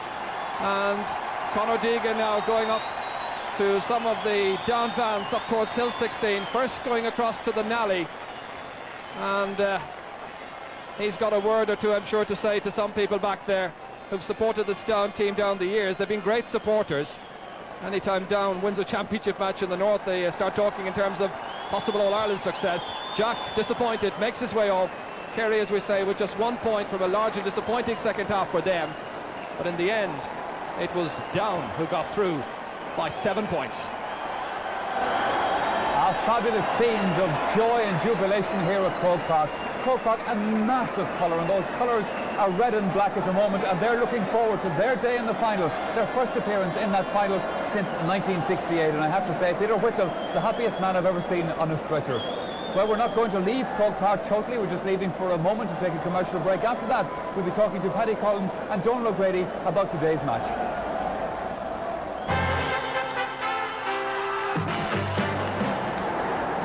Welcome back again. Well, the scenes of jubilation continue here at Croke Park. The Down supporters absolutely refuse to go home because they want to savour every moment of this. When you came back to us, the banner you saw there, the Down lotto numbers, 60, 61, 68 and 91. Those magic figures. Well, the 91 has yet to be confirmed, but Down, of course, now into the All-Ireland final, where they will take on either Meath or Roscommon. The players themselves were lucky to leave the pitch here today as well, because Conor Deegan and Paddy O'Rourke, they stayed on afterwards when a lot of the others had made their way to the dressing room. They were here, they were chatting to some of the supporters, receiving the congratulations of their loyal fans who've waited so long for this moment. Paddy Collins, you've had some great moments yourself in Croke Park, and you will know exactly what this means to those Down players. Well, I'll tell you, it means an awful lot because they've been out of it so long. On the day, they were the better side. You know, I have to mention Greg Blaney again, around the middle of the field, where there was very little clean catching. He was in there, sweeping any ball, delivering it intelligently and quickly. And that was the difference. There was a period of time there when Kerry could have went ahead. They didn't. Down came down, went ahead, and then got another point, and they just dominated from then on. Kerry, there was a lot of chinks in Kerry's armour today, and I think it was shown up. But they, you know, they can't go away disgraced. I was sorry for them. But Down with a team today, there's no doubt. Donald, Kerry hung on tenaciously, although as Paddy said there were chinks in the armour, and they made Down fight very, very hard for that. Well, I think, Michael, they were probably aware of those chinks themselves in the Munster campaign. But what I would say is that for the quarter of an hour of the second half, the match was evenly balanced. It was 8 points each, and then Down got a score, but nobody really dominated. And I think only coming in when Peter Whitnell scored the second goal for Down did they really believe themselves and really carve open the Kerry defence. The thing they were threatening to do all day, but they just couldn't really achieve it. When the teams came back out for the second half, Down tore into Kerry as they had done in the first half, but they weren't putting the game away. No, it would probably be the fault of a lot of northern teams who have won the Ulster Championship and come down to Croke Park in the semi-finals. A lot of flash, a lot of good football, but that when they get up to the 21 or the 14 that they don't get the scores on board. And Down were guilty of the same thing today as well. Donald, for the moment we're going to go back to Ger Canning because I gather he has an interview lined up, I imagine, with one of the jubilant Down people. Positive mayhem inside in the Down dressing room right now, and you know why. Liam, delighted. Oh, thrilled about Ger. I've waited so long for this, and it was great, the spirit and determination today, and I think that won in the end. I thought we scored the second half at the early stages. I thought we were going to lose it, but we came back strong at the end, and that was all that counted. There was great spirit in this team. Some fine goals by Peter Whitnell. Oh, excellent. He took them very, very well. We were very unfortunate at the start. We missed 2 fairly good opportunities, and they could have been very comfortable at that stage, you know. Have you had any chance yet to check on Peter Whitnell's well-being? Is he okay? Will he be? He's all right. Just a few bruises and so, but he's fine.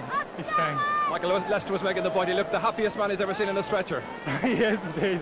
But I can assure you he was very much so. We're all delighted, you know. It's a great occasion, the support and everything bring with us. And we're looking forward to 15th of September. Liam, what is it going to mean to Ulster football, to Down in particular?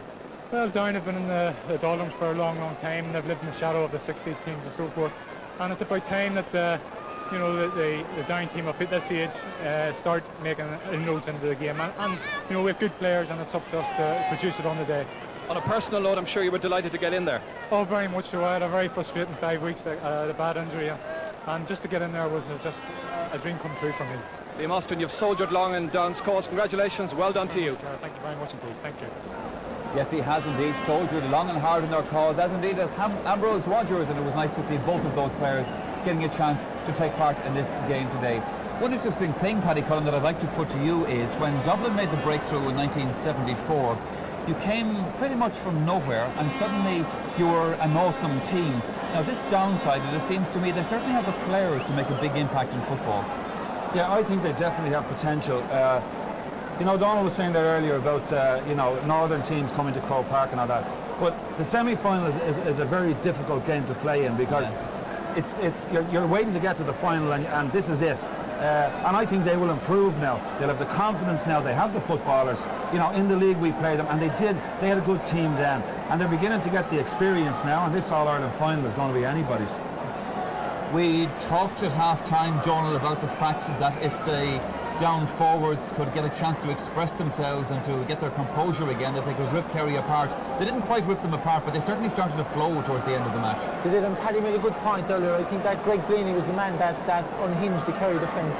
He swept in for a lot of the breaks, picked them up, and then used the ball down the wings. What was incredible about the Down forward line to me, looking from here, and we had a bird's eye view of them, they seemed to lack a lot of shape. Their full forward line played very close to each other. They didn't play the corners really, because they had the pace, and that's what a forward line should do, open out the play and run at them.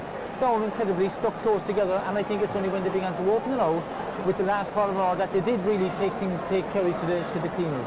This is something, Paddy, that obviously when the jubilation has settled down during the week and they start to prepare for the final, that Peter McGrath will be looking at specifically. You made a very valid point in the middle of the second half when things were still tight, that Down were working so hard, getting so much possession, getting little out of it, and in 2 moves Pat Spillane had the ball over the bar at the other end. Yeah, well, this is typical Kerry, isn't it? But that was the problem, and has always been the problem with northern teams. They just work so hard and they can't get any scores. But now, I think that now they're there, and now they can plan and say, right, let's open it up, let's play football, we're in the final. We have something to lose, but we're there. To be knocked out in the semi-final goes back to the old story of northern teams can't make it. Yeah. So they're there now. I think, Mickey Linden got a point early in the second half, reminiscent of Peter Rooney in 1968, and it settled them down. And they're the type of guys that are going to win All-Irelands, and there's no doubt about that. Paddy, for the moment, let's go back again to Ger Canning. With me, Conor Deegan. Conor, that was a terrific performance. How do you feel about it all? Well, as you've seen yourself in the change room, the team is ecstatic. We came here today to win, play good football, which I think we did at the end of the day, and we've won, and that's all we came here to do, really. The defence did its job. Yeah, the defence played very well, very sound. Paul Higgins, I thought, was outstanding. DJ Kane was tremendous, as he has been all through the campaign, but played very strong. I think Barry Breen at midfield had an exceptional second half. And with you now as well, my old pal Greg Benny. Greg, well done. Great performance. Sure. Yeah, we're delighted to be in the final. Thought the first 20 minutes of the second half we fell asleep. We weren't Kerry up their game and we weren't getting any breaks, but I think Mickey Lynn's point was the turn point of the game. And from there on, This victory, of course, has upset your domestic plans just a little. You were getting married in the middle of all this. In fact, you are married. Stopped upsetting. We got married 4 days before us the final, and I went on honeymoon for a week there in between. So we're settling now, and we're getting ready for the final in 5 weeks' time. I was asking earlier, what is this going to mean, do you think, for Ulster football to beat Kerry, one of the top counties in Gaelic football? It's a big boost for Ulster football, but we really see winning All Ireland as a bigger boost. You know, the final isn't there just to be participated, and we would hope to go all the way and win it. But I'm sure Meath or Scum will feel the same way. Because at the start of every campaign, somehow Down seemed to be the favourites, or somebody's favourites to come out of Ulster. Well, I think on account of the fact that Down had a great record in the 60s, I think we've been burdened with tag of favourites every year, but this year we weren't made favourites, and things seem to have worked out well for us. Enjoy the build-up to the final, Greg and Conor. Thanks very much for talking to us. Well done. Yes, Greg Planey, always been a class player down through the years. This year perhaps playing his best football in that Down jersey. And Conor Deagle, I met him during the week. Well, he's a gentle giant, a very pleasant fellow. But when he's out there on the pitch with a Down jersey on him, he's as tenacious as you're likely to get. In the first half of that match, Paddy Cullen, Down were, I suppose, naturally enough, they were very nervous. They were very slow to settle. They got a penalty that they should have put away, would have really settled them into this game, and they missed it wogiously. Now let's look at the build-up to that penalty first. Yeah, well, it's very hard on Charlie Nelligan there, because do you think so? As a goalkeeper now, I think he took the wrong option though. I think I would have went down. Oh my God, I'm talking about myself again. I would have went down my body. Yes. And I think Charlie would have got away with it, because he would have covered it. I don't think they could have got the ball away from him if he covered it with his body. But he was unlucky. It was split-second stuff. Well, here he is facing the penalty, and I think Mickey Linden, if they had lost today, would have nightmares about this one for a long time to come. Never really hit it. He never really connected. I don't know what he was thinking about. He hit it fairly hard, but never connected properly though. With the see, our referee's making sure nobody runs alongside him. See that? Not a sight of Mick Lyons. Yeah, he just didn't hit the mark. Just didn't hit the mark. Good for Charlie Nelligan. He's happy. Well, it happens like that sometimes, I suppose, in big games. Right. However, they steadied themselves so well in the second half. Donald Brady, let's take you on to next Sunday for the moment. Meath now finally against Roscommon. What do you think about that match? Well, I think all pointers favours Meath, to be honest with you. I mean, they're the team that have been there for the last 5 or 6 years. They've got over 4 tough matches against Dublin, got 2 tough wins the campaign. Roscommon, I mean, they don't seem to play that well when they come to Croke Park. They played Cork last year in the semi-final. They didn't play great. So you'd have to give me the vote there, really. Their experience, their big match occasion experience will probably carry them through. Donald, let's go back again to this match and let's take another look at another incident from it. And again, an occasion when Maurice Fitzgerald very unlucky, but the keeper did very well here. Neil Collins tipped it against the bar, and when he came back, you'll see it hit the woodwork again. It's second one for Maurice Fitzgerald, just in the space of a couple of seconds. Pascaline got a good score here, I think. Kicked it over the bar. Paddy Cullen, you were counting the amount of times I think the woodwork was hit today. Something like 6 times. I think it was 6 times it was hit, yeah. Here it is again, I think, yeah. That's unlucky. That's unlucky. I mean, that's just after the Down penalty. I mean, if Kerry had got that, who knows what would have happened. Yes, mind you, there was a Kerry player standing in the square during all of that as well. It has to be taken into account. Let's go back to Ger Canning again for the moment. Ambrose, you battled hard, but it just wasn't to be.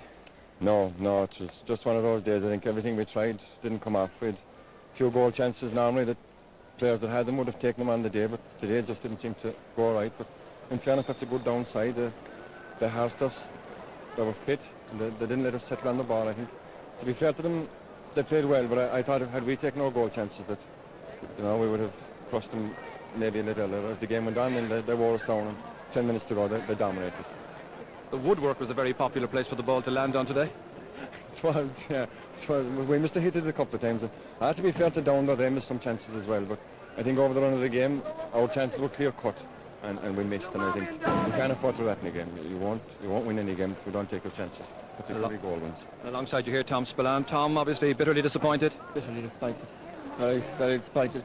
I think I was only brought back into panel 2 weeks ago, and there was a lot of responsibility on my shoulders. The selectors showed a lot of confidence in me, and I'm sorry to say that I've let a lot of people down today, and what can I say about it? Just bitterly disappointed. Feel very responsible for it. Well, you played well. I mean, it's the entire team battled hard, but that's a very good down team, Tom.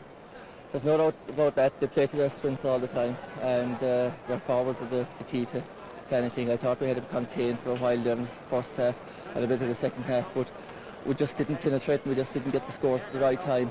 Believe it or not, a bit of a breeze perked up as well in the second half and made it probably quite difficult to spread the ball around the place. But all in all, it's a very, very disappointing day for Kerry football, and I feel very, very disappointed about it. Obviously very emotionally struck by all of that. Ambrose, from your position in the middle of the field, did you think at any stage in the second half that you could win this game? Well, I did actually. I did. 10 minutes gone in the second half. I thought we were slightly in the driving seat. It was the first time in the game I thought that we had reasonable control. But then all of a sudden they popped over a few points, and you see players like Carton, Mickey Linden and these fellas, you can't afford to leave them alone for 2 minutes, and I mean that's what we did, and they're going to punish you, and I think Meath better take a warning from it, or Roscommon, whoever. These 6 down forwards are lethal, to say the least. You can't give them an inch. Ambrose and Tom, it hasn't been easy to come out and talk to us, but thanks very much indeed for doing so. Yes, interesting that everybody thought when Kerry had beaten Cork and had won the Munster Championship against Limerick, well, everybody was saying, well, that's Kerry's All-Ireland for this year, but the disappointment of losing there, well, it's quite obvious looking at Tom Spillane and Ambrose O'Donovan there. Tom Spillane, I think, well, he let nobody down today in terms of his effort. The disappointment on the Kerry faces, I mean, obviously they'll be disappointed after losing a semi-final, but those guys have achieved so much. Yeah, it's funny, you know, you're still hungry, you know, it's great to be in there, and, you know, in Kerry, as you know, they want to win all the time. They will be disappointed, you know, particularly Tom coming in there, you know, at a late stage, hoping that he was going to contribute, which he did. But the chinks were in the armour, and there's no doubt about it. I mean, they took Cork, and there was a sucker punch. It was a difficult situation for Tom Spillane coming in for this match, being put in at full back. And, well, the early moments of that game were hot for him, and, well, a down goal was always threatening, and it finally came. Yeah, it was a good goal. I thought that when Peter Widnall gave it in, that it was actually a bad ball he gave in. There was a couple of Kerry men, he'll just knock it in here now. Right now, there's a couple of Kerry men, but it was a great knockdown. I think it was young McCartan, was it? No, it was Mickey Linden. Mickey Linden, yeah. It's a good goal. It's a great goal. As we said, they were threatening to do that for a long time this afternoon. Well, Ambrose O'Donovan there issued a warning, more specifically to me, interestingly enough, but he finally amended it to include Roscommon as well, and it certainly will be tough for whoever comes out of that second semi-final. It will be, and that's going to be interesting too. People will write off Roscommon. I wouldn't write them off at all. They came through, a good Mayo team. Now they're in the semi-final again. They have a lot of experience, but me, they'll still be the favourites. They have to be. And you're looking at Roscommon. You know, they were here last year, Donald. They're now college champions for 2 years in a row, so they have enough experience now to handle this situation. Yeah, well, that has to be a plus, Michael, and that was the main thing, if you like, the main ingredient against the Ulster champions from year to year, because they never got a run. They were always different Ulster champions for the past 15 years. So Roscommon have been here last year. They played Cork. They ran them close enough. I mean, I think Cork weren't over impressive on that day. So they'll have to give them a chance, but you would have to favour Meath, basically. I think that even with Down's great display here, I think Meath will go in, if they beat Roscommon, as hot favourites for the All-Ireland football final. John, we come back again to this afternoon's match, a game full of incidents. This particular one was Jack O'Shea's missed goal. Now, this might have had a different outcome, who knows, in the game. Well, that was just down under us, Michael, and he never really felt comfortable, I thought, when he got the ball. When he got the ball, he looked around him at one stage rather than looking directly at the goal. But this is Down's second goal coming up, John. Let's talk about this one. Peter Whitnell ran onto a great ball, great through ball.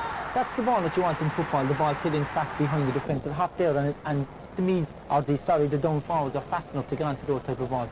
Well, unfortunately for them, they didn't play them off enough today. That's the type of ball that a fast forward wants, into the space behind the defence and leave the forwards around. But he tucked it away lovely. Donald, we're going to go back to Ger Canning again, who's got somebody else to talk to for us. You know, Michael, I doubt there's anybody happier in Croke Park this afternoon than this man here, Pete McGrath, the Down manager. Sum up your feelings for us, Pete. One of absolute delight and relief, because it was a funny sort of a game. In the first half, we dominated, missed a lot of chances. Kerry came back very strong. and in the second half the game seemed to die a bit of a death. It was anyone's game up until Peter Whitnell got the goal. Those goals were very, very important. He took them very, very well, because he kept both shots low, and Charlie Nellican had no chance of either of them. And given the fact that we had missed a lot of chances, obviously put the pressure on the forwards in terms of if they got chances they might snatch at them, but Peter took them with great aplomb and with great calmness. Well, last year you took down as far as a league final against me. Now the ultimate, the All-Ireland final. Yes, it's obviously a great feeling and something to look forward to, and we only hope that we can come back here in 5 weeks' time and the team can do itself justice. People talk about your attack, but what about your defence today? The defence has played well all through the championship. They have marked extremely tight, they've covered for each other very well and played with great discipline. And today, given the free-taking ability of Maurice Fitzgerald, it was vital not to foul, and we give very few fouls away today, so our defence today deserves a lot of the credit for the victory. Peter, enjoy your day, enjoy your afternoon, you've certainly deserved it. Well done to Down. Thank you very much. Well, Peter McGrath took the Down minor team here to Croke Park in 1987, did so successfully, produced players like James McCartan. Can he go all the way now with the senior side? Well, that remains to be seen. Well, it's been an eventful day here at Croke Park. It started off with Kilkenny's minor hurlers beating Derry in their All-Ireland semi-final to qualify for a place against Tipperary in the hurling final. Then next up we had Cork's minors, they successful against Donegal. And now, of course, Down have successfully competed and won their place in the All-Ireland final for the first time since 1968. I'd like to thank, finally, our two guests this afternoon, Paddy Cullen and Donal O'Grady, for joining us. Don't forget, of course, that you can see highlights of today's match in the Sunday game tonight, plus a look at yesterday's Leinster final and who has won the Telecom Éireann Man of the Match award from today's game. That you can find out tonight on the Sunday game. We're back at our usual time tonight at 8 o'clock. I hope you can join me here again on Network 2 for that. For the moment, from all of us in Croke Park, good day to you.